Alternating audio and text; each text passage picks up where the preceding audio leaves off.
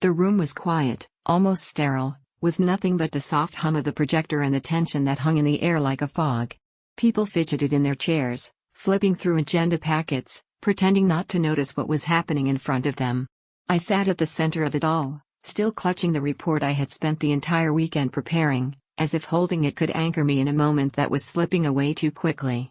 Across the long oak table, Gerald Preston adjusted his gold cufflink with theatrical precision and said the words I never thought I'd hear: "You're no longer the right fit for the future we're building, Caroline. We need to move forward with fresh eyes." My mind stuttered for a beat. "Fresh eyes?" I echoed, unable to mask the disbelief in my voice. "After 20 years?" Gerald avoided eye contact, his gaze fixed somewhere above my left shoulder. "It's nothing personal. The board is aligned. This is purely strategic." I looked around the room. 20 sets of eyes, some pitying, most avoiding, were fixed on notepads or phones. Not one of them spoke up. Not one. Gerald cleared his throat and gave a practiced smile. "HR has your transition package ready. If you could hand over your badge and devices before you leave the building." I stood up slowly. My legs were steady, but something inside me cracked. "My name is Caroline Hayes," I said, more to myself than to anyone else. "And until 5 minutes ago, I was Senior Process Director at Elmsworth Ironworks." No one replied. I gathered my leather-bound planner and the silver fountain pen I'd used since my first promotion, then walked out with my head held high. I didn't slam the door. I didn't make a scene. That wasn't my style. I'd been raised to believe that class showed most in how you handled being mistreated. But inside, a storm was brewing. 20 years. That's how long I'd worked for Elmsworth. I'd started as a quality inspector in a steel factory outside of St. Louis, single mother, fresh out of a technical college, barely scraping by. I didn't know much about corporate structures or strategic vision back then. But I knew how to listen, how to learn, and how to fix things others didn't even know were broken. Over the years, I became the person people called when machines started acting up or when clients made last-minute demands. I mapped out cross-department workflows long before process optimization became a trendy buzzword. I didn't have an MBA or a polished LinkedIn profile, but I had something more valuable: knowledge that couldn't be Googled. Knowledge earned through grease-stained overalls and late-night plant audits. Gerald Preston had joined the company just 6 months ago as the new Chief Operations Officer.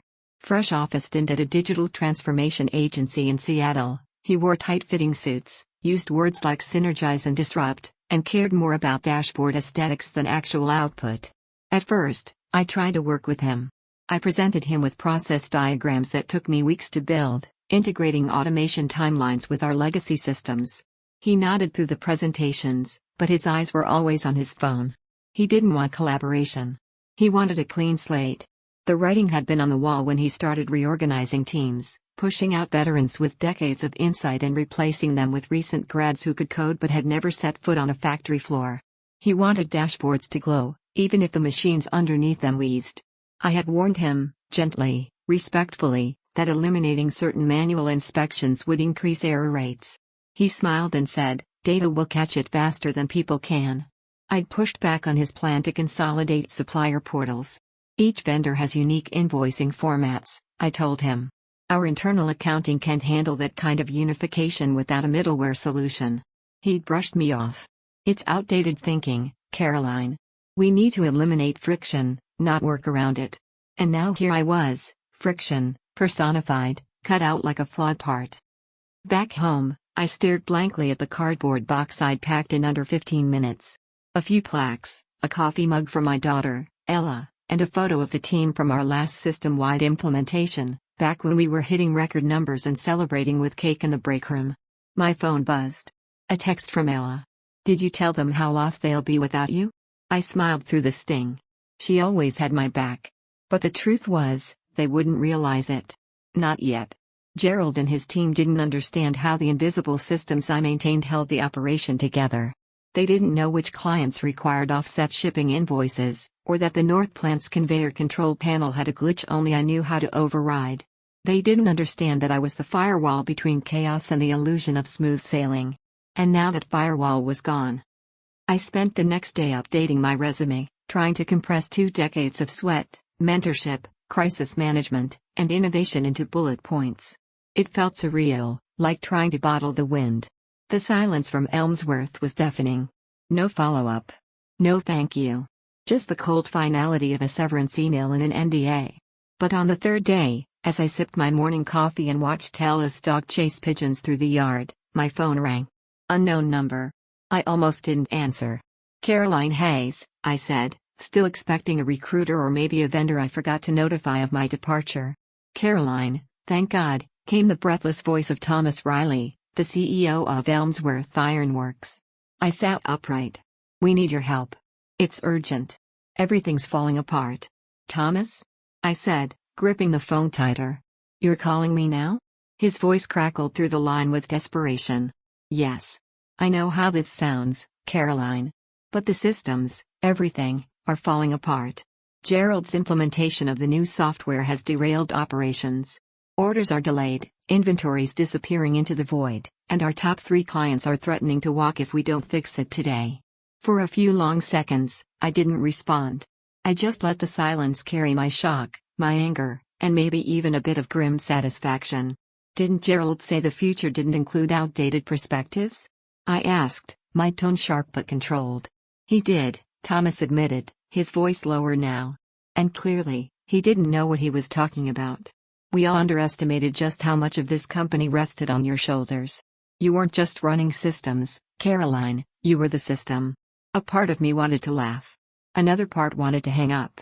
But the side of me that spent 2 decades building Elmsworth from the inside out, the side that remembered the faces of line workers, midnight phone calls from the night shift, the handshakes of clients who knew I'd fixed their problems, that side couldn't walk away.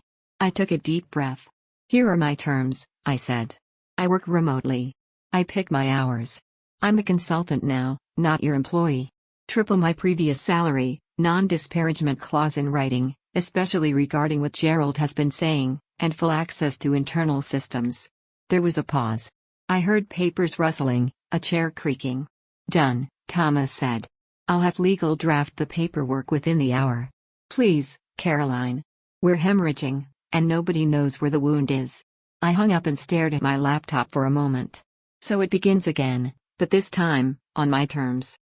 By noon, I had full system access and a secure line into the company's internal servers. It was like walking into a house that looked clean from the front lawn but had a busted water main in the basement. The new ERP, Enterprise Resource Planning, system Gerald had forced in wasn't just glitching, it was incompatible with half our legacy infrastructure. Worse, it was forcing automated inventory updates without checks, meaning it was correcting numbers it didn't understand, erasing real-time data in favor of theoretical algorithms. Classic Gerald. The old systems weren't elegant, but they worked. Because behind every ugly Excel macro or clunky manual upload was context, years of nuanced adjustments and business logic only a human could catch. That human had been me. I spent the first 3 hours mapping the fail points, tracing the chaos back to Gerald's rollout plan. It didn't take long to find the root of the problem. He had bypassed the middleware integrations entirely. No wonder orders were floating in limbo and products were being phantom shipped to clients who never placed them. By 4 p.m., I had a diagnostic report written, complete with system rollback steps, a prioritized bug fix list, and suggestions for hybrid workflows that could bridge the new system with our real-world practices. I sent it to Thomas and CC'd the IT lead, operations, and client management, but not Gerald. Let him feel what it's like to be left out of the loop. Within an hour, my inbox was buzzing. Caroline, this is exactly what we needed. Thank you. Michelle, head of client services. You're a magician. Orders are flowing again. I owe you a drink. Darren, night shift supervisor. God, how did we let you walk out that door? Thomas. I took none of it personally. I'd seen the cycle too many times, companies discarding veterans in pursuit of flashy change, only to realize that innovation without foundation is just chaos in a new coat of paint. But it wasn't just ego that motivated me. I didn't want to watch the place I'd poured myself into implode, not when I still had the power to save it. The next morning, I logged on early, watching the system dashboards flicker from red to yellow, then, finally, to green. Stable. At last. Then came the call I'd been waiting for. Caroline, Thomas said, Gerald wants a meeting with you. Of course he does, I replied. He says he wants to align strategies and avoid technical regression. His words, not mine. I smiled. Schedule the meeting. 10 minutes later, I was face to face with Gerald on a video call. His background was polished, some generic office with fake books on shelves, and his expression was tight, like he'd just bitten into a lemon. "Caroline," he began, faux pleasant. "Thanks for stepping in. We appreciate your help stabilizing the transition." "Transition?" I said calmly. "You mean the breakdown?" He ignored the jab. "Some of your recent changes. I worry they may lead the team back toward older, inefficient habits." "The habits that worked?" I asked, eyes narrowing. "The ones that got us through 5 record quarters before you arrived?" He cleared his throat. "That's not the point. We can't rely on band-aid fixes. We need standardization. Global systems. Predictability." "And what you got," I said, "was loss of visibility, corrupted inventory, and 3 nearly lost accounts. You're not wrong to pursue modernization, Gerald. But you didn't build a bridge. You built a cliff, and pushed the entire company off it." Silence. Then I leaned forward. "Here's how this goes. You stop interfering with my solutions. You stop blaming me for the mess you made. And you start listening when the people who built this company speak." He stared at me, jaw clenched. I smiled. "Don't worry. I've already sent the CEO a contingency report, one that outlines exactly how we move forward without sacrificing system integrity. You can read it, or you can be surprised again next week. Your call." I ended the meeting before he could speak. That evening, I received a message from Denise in accounting. "Heard about the meeting. You're a legend. Can't believe we ever let them treat you like anything less." I stared at the message for a while, then leaned back in my chair. I wasn't here to gloat. I wasn't here for revenge. I was here because I still believed in the bones of the company. But I also knew that I wouldn't be here forever. This was the beginning of the end, not of my career, but of this chapter. Because once Elmsworth was back on its feet, I had plans of my own. And for the first time in 2 decades, they didn't start and end with someone else's approval. By the end of my first week back as a consultant, the systems at Elmsworth Ironworks were stable, at least on the surface. Orders were processing correctly, inventory tracking was back online, and the furious client calls had quieted to cautious thank yous. On paper, it looked like a miraculous recovery. But I knew better. Software problems don't cause themselves. And the deeper I dug, the more something didn't sit right. The failures I'd encountered weren't just oversights or bugs. They were deliberate. Someone had altered the system configurations to fail, but in ways that would only show after a full production load was running. A clever saboteur would know that's when errors cascade into chaos, when thousands of product records are flying through the system, and one missed trigger can ripple into weeks of financial loss. And all the sabotage had been timed perfectly. For the day after I was fired, I sat in my home office, staring at lines of log files while sipping lukewarm coffee, and felt the pieces click together. Gerald Preston hadn't just made a mistake. He'd made a move. And I was the pawn he tried to sacrifice. The first clue was in the ERP's configuration audit log. A set of changes had been made to the inventory sync module the night before I was fired, changes that no one had documented or tested. More damning? They were made under a master admin credential typically reserved for the IT lead or executive level access. I made a quiet call to Tom Willis, Elmsworth's head of IT, a reliable and brilliant guy who had supported me for years. "Tom," I said carefully, "can you confirm who accessed the system between 10 p.m. and midnight last Thursday?" "Funny you ask," he replied, voice low. "That's been bugging me too. There were config changes, and no support ticket. It's not standard. You can check access logs?" "Already did," he said. "Guess whose badge showed up in the server room at 11:03 p.m. that night?" I waited. "Gerald." My stomach dropped. "He was in the server room?" "Yep. And not just for a peek, he was logged into a terminal for over an hour. Gerald doesn't even know how to reset his email password." Tom chuckled darkly. "Exactly. Which means someone coached him, or he was following a script."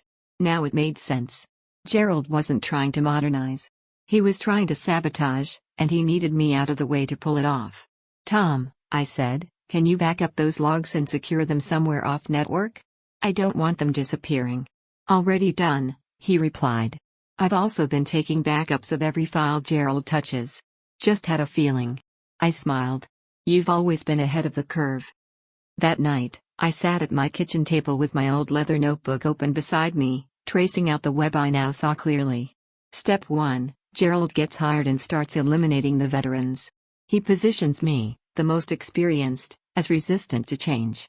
Step 2, he replaces our core systems with flashy, unstable software under the guise of modernization, even after multiple warnings. Step 3, he subtly sabotages the integration to create catastrophic failure after my exit, making me the convenient scapegoat. But why? The answer came with another late-night dive into LinkedIn and corporate registries. It turned out that before joining Elmsworth, Gerald had worked with Stratacon Industries, our biggest competitor in the region. It was barely mentioned in his resume, listed as strategic consulting. But a deeper dig into business filings showed he still held stock options there. And then, the smoking gun. Buried in Stratacon's recent client win announcements was a press release, welcoming Wexler Auto as a new partner for structural supply.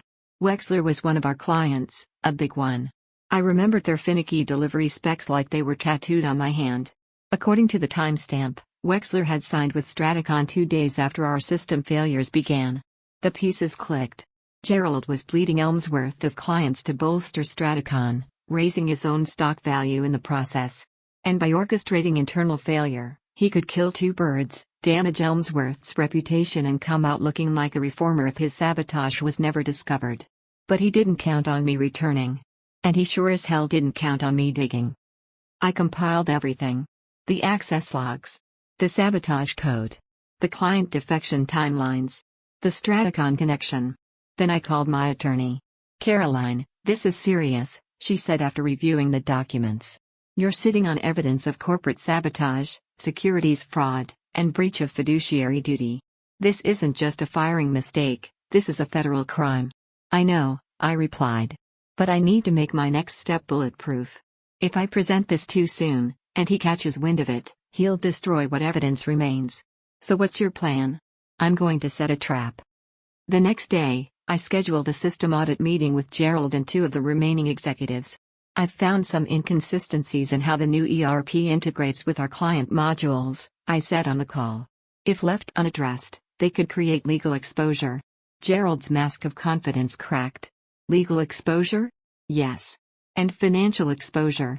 Particularly in our priority contracts. I've flagged a few anomalies." I didn't say what those anomalies were. Just enough to make him sweat. After the call, I received an alert I had prepared in advance. My surveillance script tracking system behavior logged new admin activity from Gerald's account. He was trying to clean up. But I had already made backups of the backups. That night, I met with Thomas Riley in person for the first time since the crisis began. "You'll want to see this," I said, sliding a USB across the table. "I recommend contacting your legal team and preparing the board." He plugged it into his laptop and read for 20 minutes in stunned silence. "I don't even know what to say," he muttered. "Say you'll act before he damages anyone else," I replied. "I will." As I left the office, I glanced back through the glass doors. Gerald's world was about to unravel. But I didn't feel vengeful. I felt ready. Ready to move on. Not just as a survivor, but as a builder of something better. The day Gerald Preston's world began to collapse didn't start with a bang. It started with an email. At 7:42 a.m., every member of Elmsworth Ironworks Executive Board received a confidential report, flagged as priority, immediate review. The sender was Thomas Riley, the CEO, and the subject line was concise but thunderous. Internal investigation findings, sabotage, client defection, conflict of interest. I was CC'd, per our agreement. I sipped my coffee slowly, knowing that by the time I finished my first cup, the bomb would have dropped. The report included everything: logs from Gerald's unauthorized server access, screenshots of the system modifications, evidence of his direct financial interests in Stratacon Industries, and a timeline showing how Elmsworth's biggest clients had been lured away at their most vulnerable. Each item was backed up with third-party data. Each claim corroborated. I knew Gerald wouldn't go quietly. Men like him never do. At 9:05 a.m., the security team at Elmsworth was instructed to revoke Gerald's building access. By 9:12, he was pounding on the glass doors of the main lobby, demanding to speak with someone, anyone.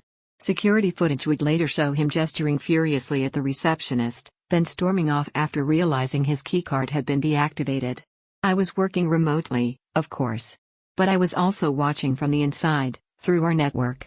My admin access was still live, and I could see that Gerald was trying to remotely access the ERP system from a VPN connection routed through an external IP. Luckily, IT had anticipated that. The moment his credentials were flagged, they were locked permanently. His last-ditch effort to clean the digital crime scene? Blocked. By noon, Thomas had convened an emergency board meeting. I was invited to attend virtually. The atmosphere was tense but focused. Faces on the screen looked grim, men and women who had overseen billion-dollar deals now grappling with the fact that one of their own had attempted to sell them out. "Let me be clear," Thomas said, his voice calm but firm. "Gerald's actions endangered our operational integrity, cost us at least 3 major contracts, and put our entire client trust model at risk. Were it not for Caroline's intervention, we might be facing full collapse." He turned to the screen where I sat quietly, notebook in hand. "Caroline," he said, "would you walk the board through the timeline?" I did. Concisely. Professionally. With every timestamp, email, and access log laid bare. By the time I finished, no one had questions. There was only silence, and then swift decisions. A unanimous vote terminated Gerald's employment effective immediately, and legal counsel was instructed to proceed with reporting his actions to the appropriate regulatory bodies. The board also motioned to contact the affected clients to begin trust recovery processes and inform them of leadership changes. And then came the unexpected turn. Caroline, the board chairwoman, Judith Ames, addressed me directly. "What you've done here. It goes beyond damage control. You've demonstrated an extraordinary level of leadership, integrity, and intelligence. We would like to extend a formal offer for you to return, not as a consultant, but as our Chief Systems Officer." My breath caught. It was everything I had once dreamed of. A seat at the table. Recognition. Authority. But it was too late. "I appreciate the offer," I said, "truly. But I've already decided to launch my own consulting firm. I've seen what happens when companies lose sight of the people and processes that made them strong. I want to help more than just one organization avoid that mistake." There were a few disappointed nods. A few knowing smiles. Thomas leaned in slightly. "Would you consider remaining with us as a retained advisor?" I smiled. "That, I'm open to." That evening, I received a text from Denise in accounting. "Word is out. People are cheering in the halls. You saved this place." I replied. "We saved it. Together." But even in the glow of success, something else lingered. Something unfinished. 2 days later, while reviewing system reports one final time, I noticed something odd. A line of code buried deep within the ERP's custom scripts. It didn't belong. Not just unfamiliar, but malicious. A trigger that would have deleted specific files had a certain sequence occurred. A logic bomb. I alerted IT immediately. They traced its insertion back to 3 weeks prior, before my firing, but shortly after Gerald had received admin credentials. He'd planted a kill switch. One final grenade to detonate the moment someone tried to fix his mess. If I had tried to restore the systems without isolating the servers, the trigger would have activated, wiping out months of transaction data. I stared at the code for a long time, heart pounding. This wasn't incompetence. It was sabotage. Legal took over from there, contacting federal authorities. By the end of the week, Gerald Preston was under investigation for corporate espionage and malicious interference. His shares in Stratacon were frozen. His name, once thrown around with bravado in tech circles, now appeared in headlines as a cautionary tale. But I didn't celebrate. I didn't gloat. Because I wasn't fighting for vengeance. I was fighting for the people who still walked the factory floors. The ones who clocked in before sunrise and left with oil-stained hands. The ones who trusted the systems, because the systems had once been built with them in mind. I was fighting for people like me. The following Monday, I officially concluded my contract with Elmsworth Ironworks. I handed off documentation to the new operations lead, a bright, curious woman named Rosa who reminded me of a younger version of myself. "You've got this," I told her. "Trust your gut, not just the data." She grinned. "I'll make you proud." I already am. As I closed my laptop and prepared for the next chapter of my life, a notification popped up. New inquiry, Strategic Operations Review, Red Rock Steel. Subject: saw what you did at Elmsworth. We'd like to talk. I smiled, then clicked accept. The storm was behind me. And ahead? A blank slate, ripe for building. A week after closing out my final consulting assignment with Elmsworth Ironworks, I stepped into the downtown co-working space I'd just rented, sunlight slanting across the polished concrete floor like an invitation. The scent of fresh coffee and warm pine hung in the air, and the low hum of quiet productivity surrounded me. It was a far cry from the humming server rooms and clang of steel that had once defined my work life, but the energy? That same fire was here too. My nameplate, simple but elegant, now sat on the glass door of a small corner office: Caroline Hayes, founder and principal, Hayes Process Solutions. Not manager. Not employee. Founder. For the first time in my career, I wasn't operating in someone else's shadow. I had built something that was mine. In the weeks following Gerald's unraveling, the industry had buzzed with rumors and revelations. Articles with titles like "When Modernization Goes Rogue" and "Sabotage in the Supply Chain." The Elmsworth incident surfaced in digital trade journals, turning what had once been internal crisis into an open case study in failure, and, to my surprise, in resilience. I had become a name people whispered about in boardrooms, not as a cautionary tale, but as a silent operator who had done what no one else could: exposed rot at the root and rebuilt the tree before it fell. I hadn't planned on riding that wave. But it came nonetheless. Red Rock Steel had been the first to reach out, followed quickly by Minton Ceramics, and then a small aerospace firm on the West Coast. Each one had read the Elmsworth report. Each one had legacy systems, modernization plans, and too many blind spots. They didn't want consultants who threw jargon at them or forced sleek software that didn't fit. They wanted someone who understood the heartbeat behind the data. And I did. Because I had lived it. One quiet afternoon, I sat across from Rosa, the new systems lead at Elmsworth, at our usual corner cafe. "I can't believe it's only been a month," she said between sips of tea. "Feels like a different company." "You've done incredible work," I told her. "I hear the integration team finally trusts their tools." "They do. Because we didn't throw everything out just to look new. We built from what already worked." She paused, then smiled. "Your process maps have become something of a legend. IT keeps calling them the Hayes Bible." I laughed. "They're just blueprints. The team still has to build. And we are," she said, with quiet pride. "Thanks to you." It was a strange but wonderful feeling, watching someone else take the reins and not needing to control it. I had planted seeds. The forest was growing without me. That's what true leadership is. Later that evening, I returned home to find a package waiting at my door. It was from Elmsworth. Inside, wrapped in a crisp white cloth, was a plaque made of brushed steel mounted on reclaimed walnut. It read, "In recognition of 2 decades of integrity, innovation, and quiet leadership. Presented to Caroline Hayes, who built the systems that built us." My breath caught. Not because I needed the validation, but because I'd never expected it. It wasn't public fanfare. It wasn't an awards banquet. It was simple, honest acknowledgement. And it meant more than any executive title ever could. I placed the plaque in my new office, not as a monument to the past, but as a reminder: when you lead with integrity, even the darkest chapters leave behind light. Months passed. Business flourished. I traveled, something I'd barely done during my tenure at Elmsworth. I flew out to consult on warehouse automation in Denver, guided a lean transformation in Milwaukee, and helped a textile mill in Georgia prepare for AI-enhanced demand forecasting. But no matter the technology, no matter the trend, the problems were always the same. Leadership was listening to systems more than people. And those systems? They only worked when someone like me had been there first, laying the groundwork. Hayes Process Solutions wasn't flashy. We didn't make dashboards or apps. We rebuilt trust. We made operations human again. And that made us irreplaceable. Then came a call I hadn't expected. "Caroline?" A familiar voice said. "It's David Sinclair." I smiled into the phone. "It's been a while." "It has. But your name's still on everyone's lips in our leadership forums. Listen, I'm reaching out because we're organizing a regional conference: industry leaders, supply chain executives, tech innovators.